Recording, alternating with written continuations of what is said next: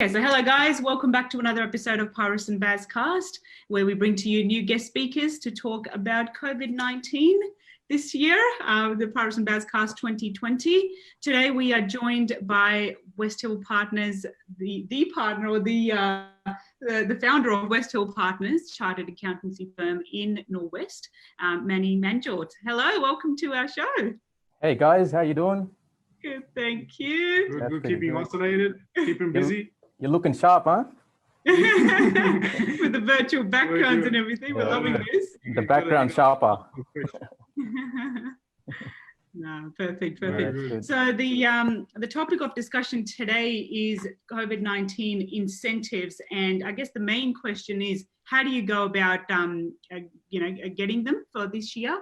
And obviously, being an accountant, we're going to get your insight on what exactly is available and how to go about actually claiming those. So the top 5 things that we're going to be discussing today, we will be having another episode next time round. We'll be discussing some of the other incentives, but this time round, discussing the JobKeeper, the $10,000 cash flow boost for PAYG employees, the instant asset write-off, the small business loans, and the from a property management point of view, we had a great response last time as well. We're going to be discussing the land tax offset that you can get if you are passing on that discount in rent to your tenants, what that means for your land tax payable in this 2020 year.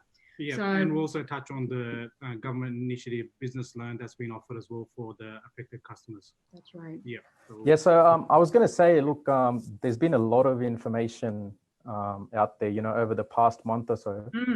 We've been bombarded with a lot of it.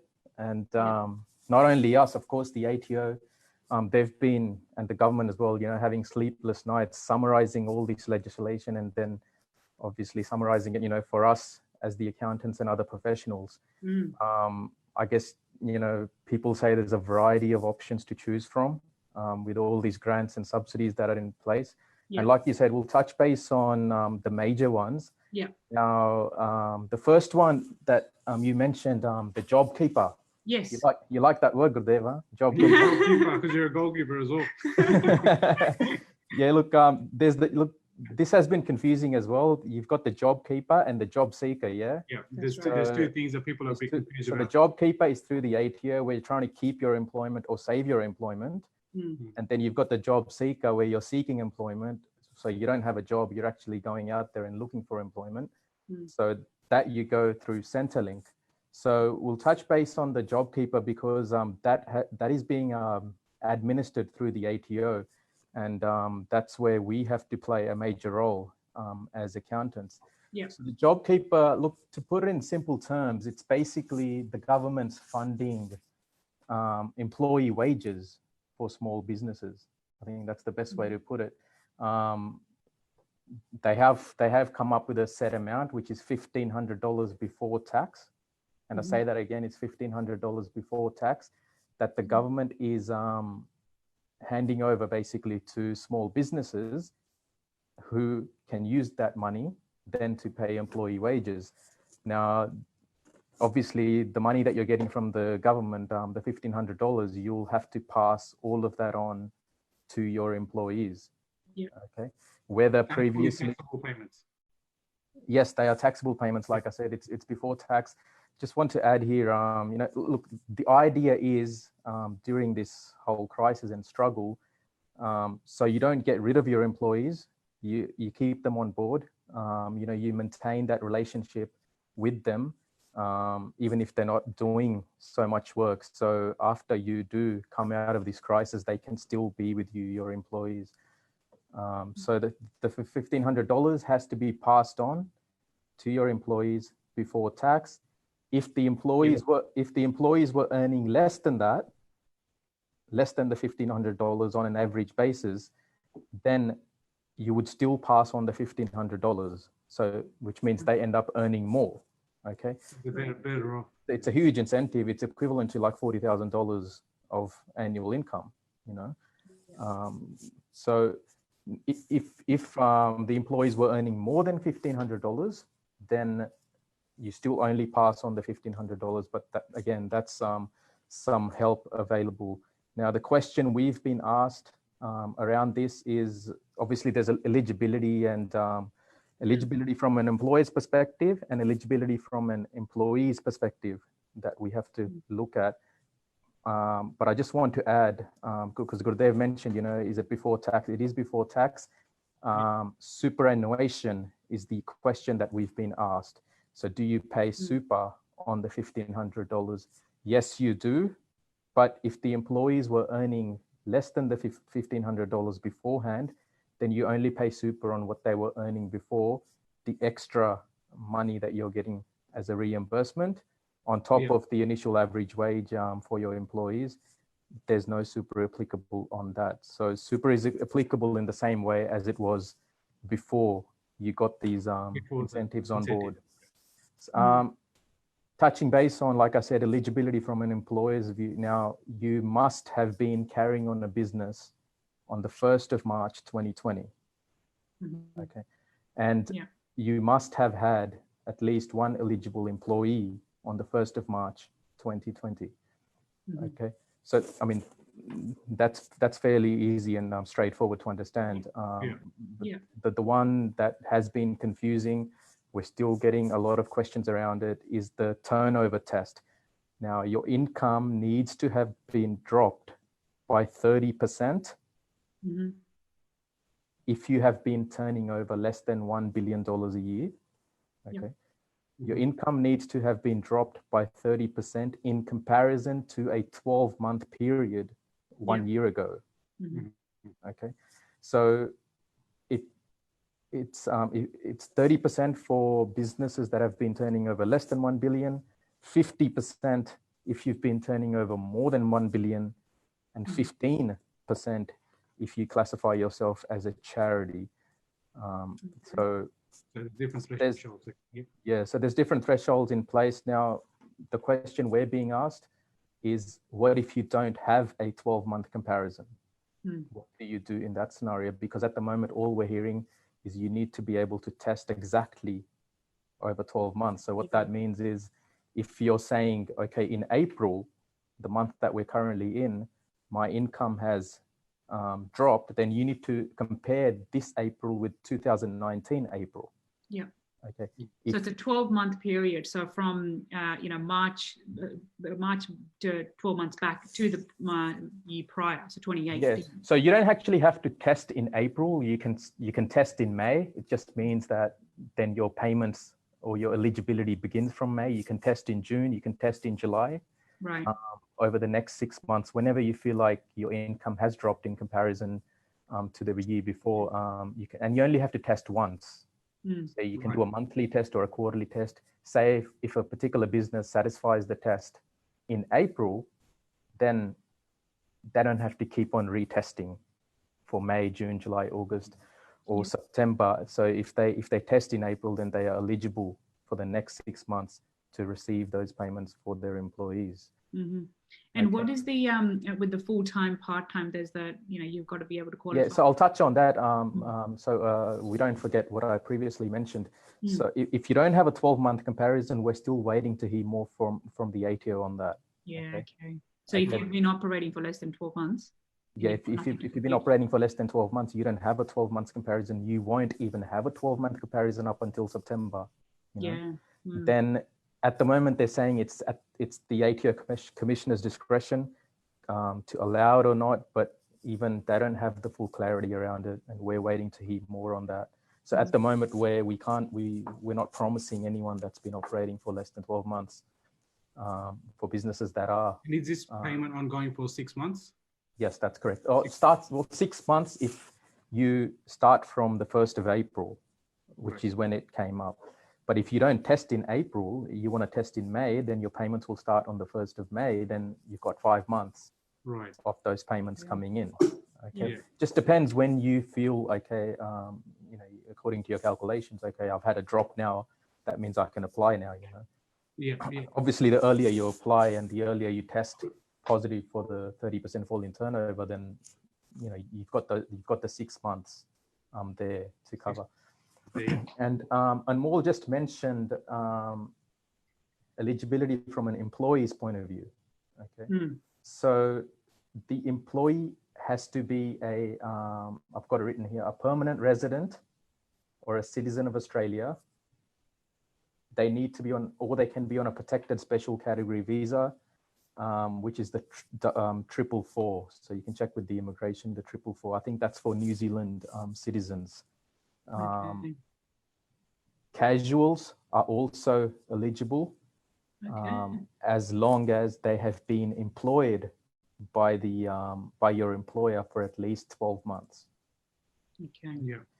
So if you're casual, it's less than 12 months, then you don't get eligible.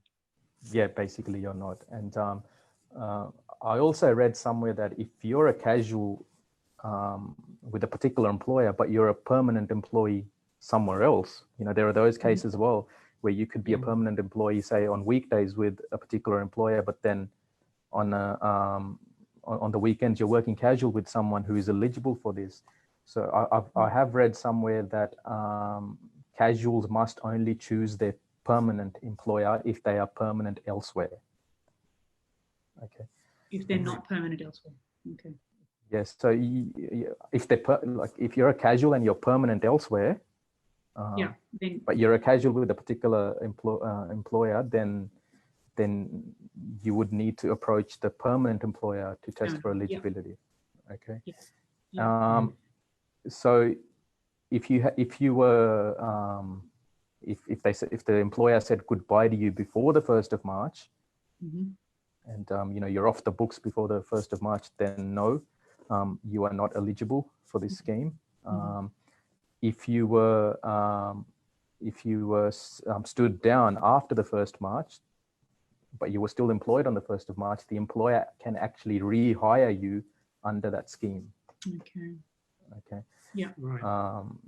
Just that's to allow employers. It all depends on what employment classification. Yeah. So that's basically to allow employers not to say permanent goodbyes to their employees. They can still maintain that relationship, like I said. So I think we've covered the JobKeeper there, but enrollment. This is important in how to claim, how to apply. Enrollments and applications are being made through the ATO. You can do it on your own. Yeah. Now, I would like to mention here that it's not a straightforward and an easy application.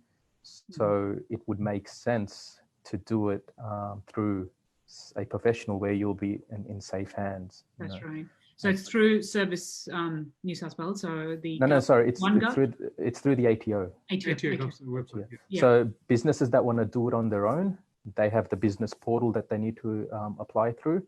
Yeah. Obviously, if you're doing it through accountants such as us, we have our own tax agents portal through which we will file your applications.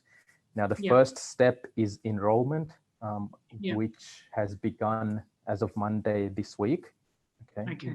So you can go on through your accountant or you're on your own. You can enroll. What you have to do at this stage is provide your eligibility info. So which particular month you're testing positive for the 30% fall-in turnover, your expected number of eligible employees, and your contact and bank details is what you have to provide now. Okay, over the next week or so, and then the next step would be, now this is a little bit tricky. A lot of employers are using online single touch payroll solutions, single touch payroll software solutions.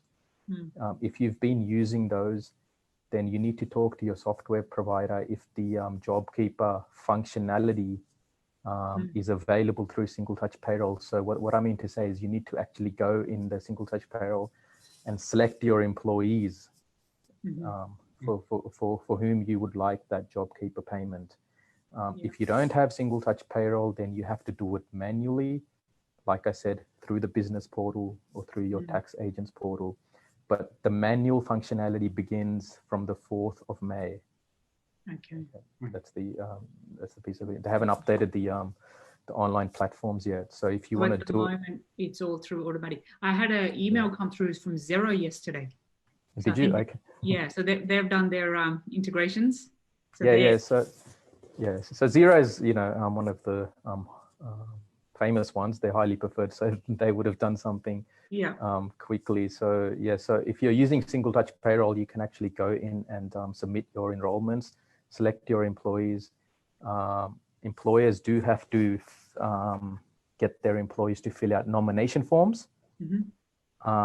And the employer needs to keep them in their offices just in case the ATO does ask for those nominations, because the employees have to agree to go under this program with the employer. So there's a nomination form. So there's a lot of work. That's why you've got the sleepless nights. Yeah, I mean, we've been sleep deprived. So. And what about if you're self-employed, if you don't have employees? Are you eligible? That's the question. I knew it was coming. We only found out late last week. So if you are self-employed, so if you're a sole trader now, not sole trader from a structural point of view, sole trader could be, you could have your own company, but you're the only person working for that company. You could have your trust, or where you're the only person, or you could have a partnership where you're with another person or two other people or more. So that's the self-employed section there. They are only allowing one individual to apply for this if you're self-employed. So if you're in a partnership, like I said,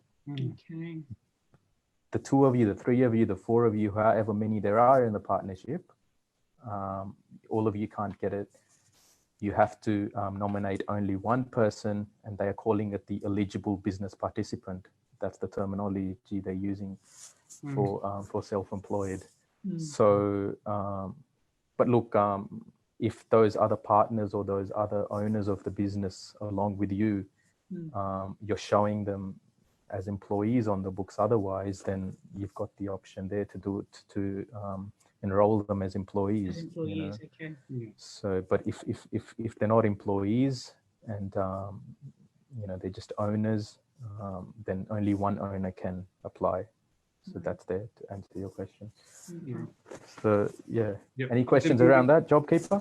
No, I think you've answered pretty well. Yeah, I'm sure if there's any other questions while we're live, more than you're welcome to type them through. We're happy to answer them live or come back to you afterwards as well. Yeah. The next one was the instant asset write-off. No, cash flow. Cash flow. It's cash flow. Systematically. Yeah, I think we'll come to the instant asset write-off, but it's important to discuss the cash flow boost, because that kind of also sits in with employment and the employment and the employer and the employee relationship. So the government in that grant or subsidy is funding your PAYG that you withhold from your employees when you pay them, and then you pay that PAYG to the ATO. So the government is funding that PAYG, so you don't have to pay PAYG. The minimum amount they're funding for the next 3 months is $10,000. The maximum is $50,000. Okay. So that's happening for the next 3 months, and then there's an additional cash flow boost starting after June. So after June, you would have another minimum $10,000 up to a maximum of $50,000. So in total, if you were maximizing the incentive, then your maximum would be the $20,000. Sorry, minimum would be the $20,000 over the next 6 months, and maximum would be 100K. Yeah, wow. So the interesting thing to note here is, even if your PAYG is less than $10,000, or even if it's zero, you could have only one employee on the books where you're not really withholding any payments from them because you're paying them a minimum wage, but you're still entitled to the minimum $10,000 for the first 3 months and the $10,000 after June as well. Eligibility, your aggregated turnover needs to be less than $50 million on an annual basis. Okay. We had a question around, it was a good question. So the $10,000, that you will receive from the ATO. And if you pull it out as a refund from your ATO account, is that treated as assessable income? No, it's not. So that's the answer to that. It's not assessable income. It's but yes, if you withdraw the $10,000 and then you distribute that to, say, a trust, or you distribute it as dividends to shareholders, then obviously that money does become taxable in the recipient's hand wherever you're distributing the money to. Yeah. So if it stays with you, then no, there's no tax implications there.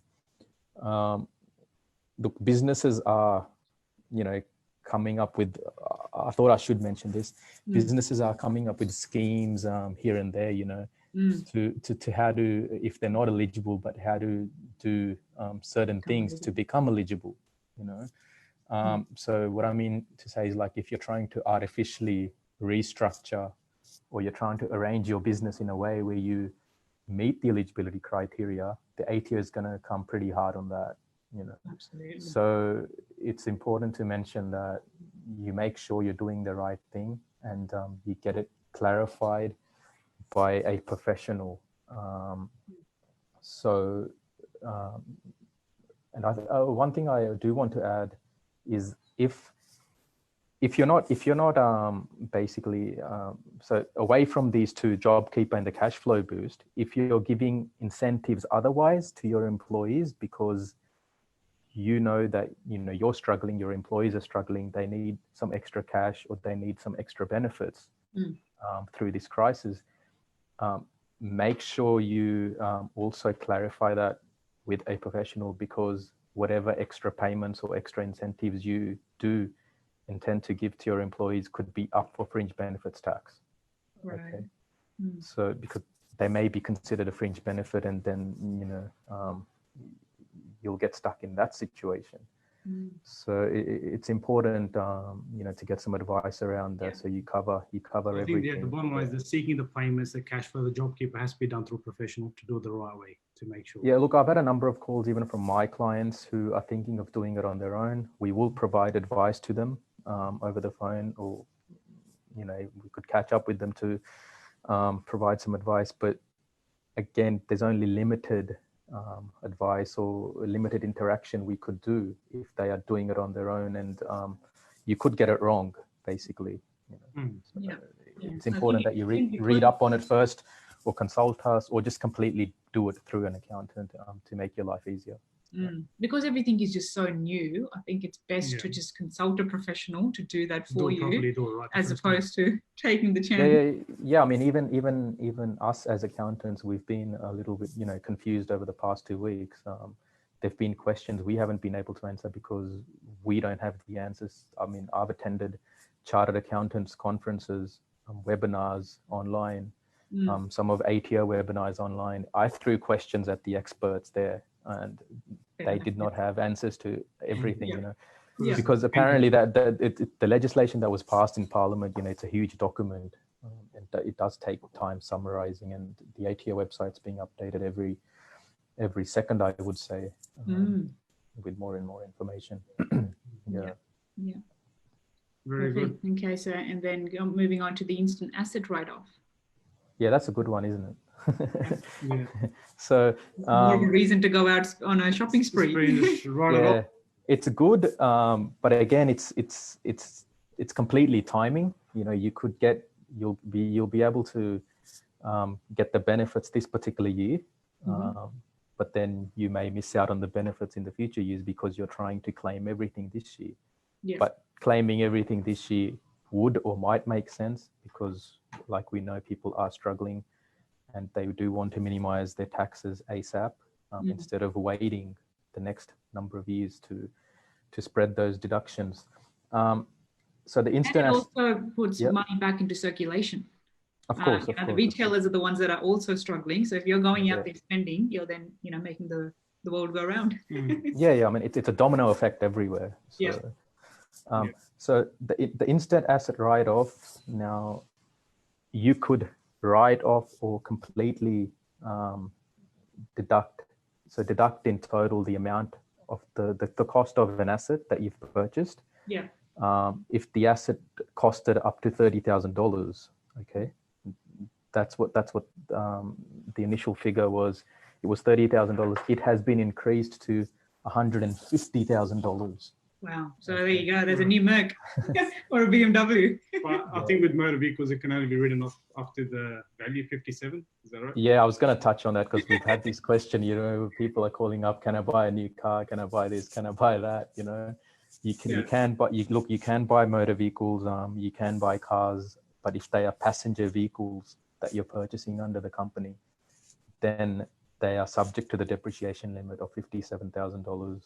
$57,481 is the amount. So you won't be deducting the $150K worth of the car. You'll only deduct the $57,000.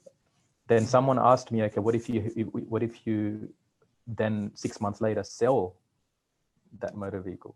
You know, well then if you've written off $57,000 worth of that car, that means the book value of the car is now much lower. So the difference in the sale price versus the book value will be your profit that you have to pay then tax on. Yeah, okay. So you can't win. You know, Yeah. So, but look, I read on the ATO website, for example, you know, businesses, for example, there could be a landscaper who's got a ute, or a carpenter who's got a ute, and they do need the ute to transport their tools and goods and whatnot. Then that particular ute is not so much of a car or a motor vehicle. It's more of an asset that the business does need to run their business, you know. So those like utes you can deduct to the full amount if they cost more than $57,000.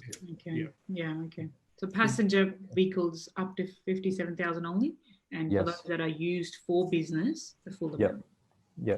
The other one that overlaps with this is the business backing investment, they call it. So if you're purchasing assets more than $150,000, so that's the other question we had. Yeah.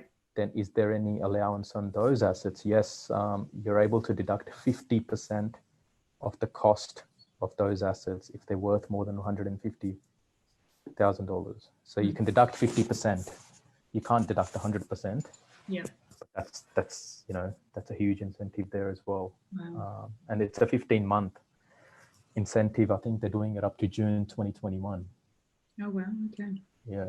So you've got that long to buy. Is that what it means?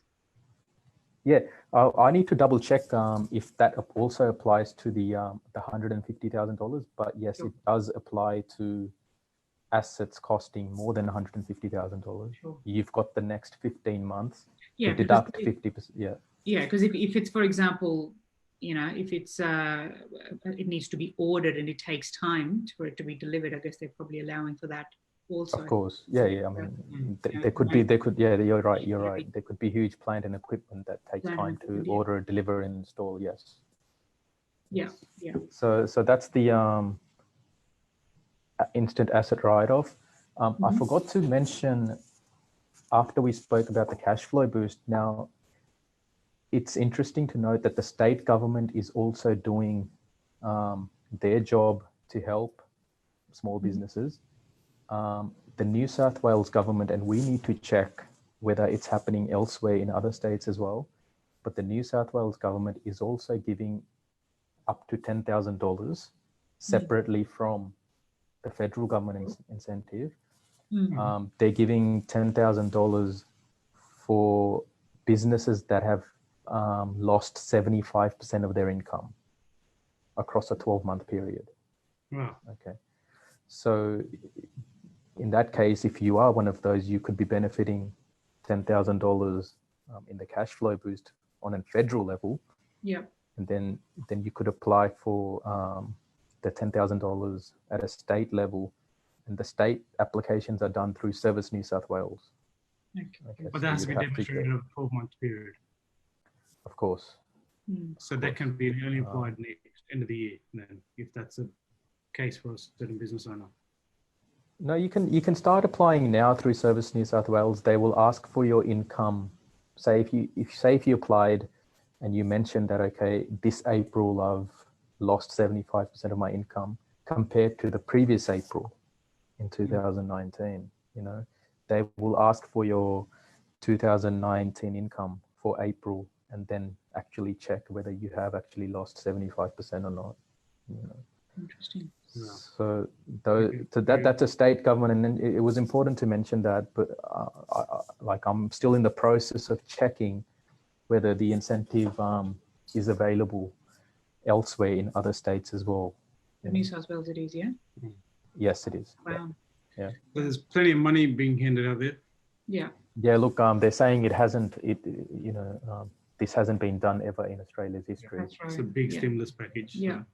And it helps knowing a professional just to sort of understand you, because there's a lot of people out there that just don't know what they're eligible for and what they can claim. I mean, we've seen a lot of our tenants that are just, they're not sure. They're struggling. Even so I think it's just important to have a chat, just talk to.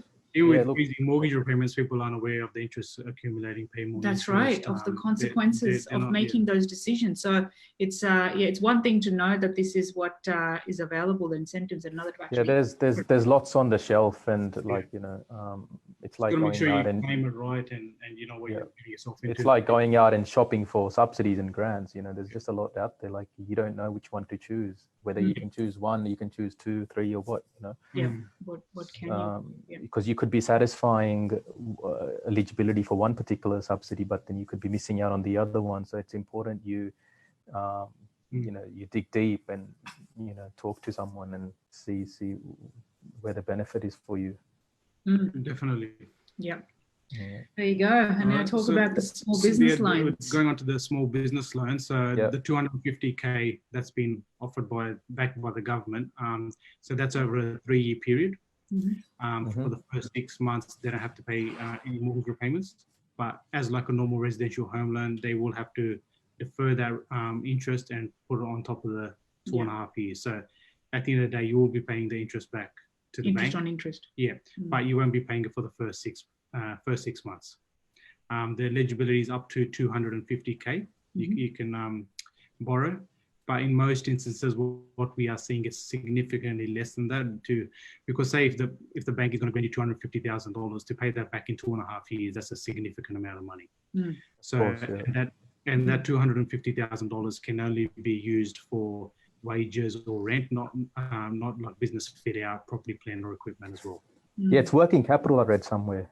So it's case by case. So you can't go just renovate your business or do full fit out as well. So rent and wages. There's a few. There's a few other things listed on the website as well. And Gurdev, how they're saying it's a 50% guarantee by the government. I've had a lot of people asking me, what exactly does that mean? Yeah, so basically they're saying if that business wasn't unable to pay that money back, then the government will back that up. But the due diligence will be done up front. So they're saying 0 to 250K, but in most instances we're seeing 30 to 40, $50,000 depending the type of business, because they don't want to put you in a worse off position after them granting you this $250,000.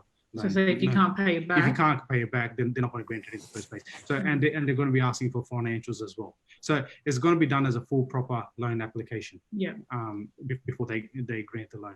And the interest rate. I was thinking if businesses, okay, they say if I don't pay it back, but their intention is okay, I just won't pay it back. But that would affect your credit history, wouldn't it? Definitely, and the bank will do full due diligence on your financial history as well before lending out the money. And it's normally on a business loan the rates are higher, but on this type of facility you're looking at interest rate at 4.5% as well, over a 3-year period maximum. 4.5%.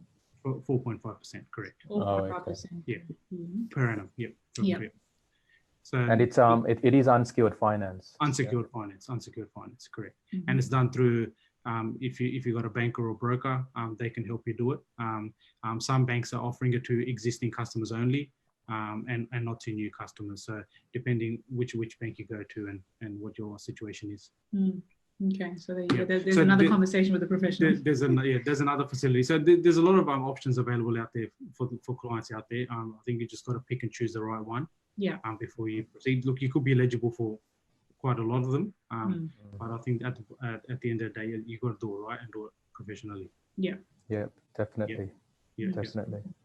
Okay, good stuff. There you go. So the last thing, just I'll put in my 2 cents worth of what I've learned, what I've been telling my landlords. So the incentive, this is more of a reduction in your land tax payable for 2020. So basically, if you have, firstly, your the land value of your property has to be $734,000 for this year. So if the land is valued at $734,000 or more, that's the only time that you pay land tax on your investment property. If that is the case, and you are paying, say for example, you're paying $5,000, that is your land tax payable for this year.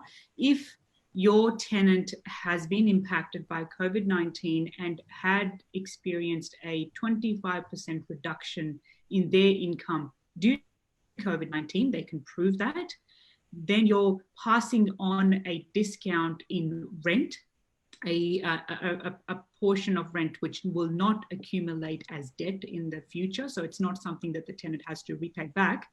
You can get that back, you can get that as a discount on your land tax payable. And the discount amount is 25%, say $5,000, 25%, 1,250. You have to have been able to provide a discount to your tenants in rent of 1,250 to be able to claim that reduction in land tax payable. Right. So you must have missed out somewhere to be able to be eligible. You must have lost some money somewhere. So you're losing money, you're losing income from rent, but then you're actually paying less of the land tax.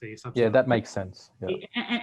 And it's only up to 25% of the land tax payable, and that amount. So say if you're eligible for 1,250, but you only give a discount of 750 to your tenants, you can only claim 750 because that's the actual loss that you've incurred in rent.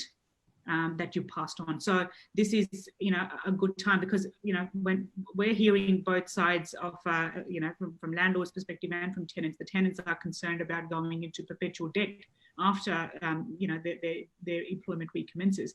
The landlords, on the same hand, like obviously their repayments are being affected. So if there's, a sigh of relief for a party here with, if they can discount, if they have to pay less rent and not have to pay it back, that's a win for them as well. All right. And was there eligibility around that too?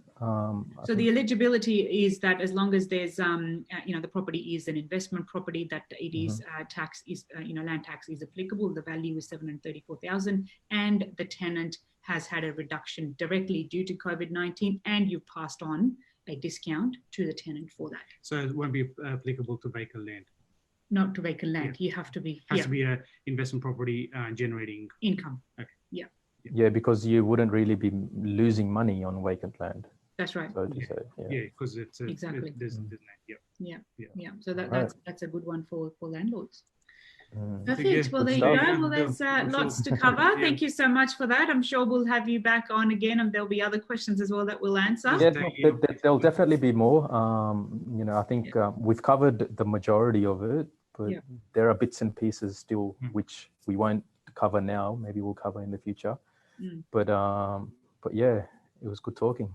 There you go. Perfect. Well, we're going to set up our Zoom as well. So now that we know how to do this, we can do this more often. So there you go. All right, guys. Look after yourselves. Thank you. See ya.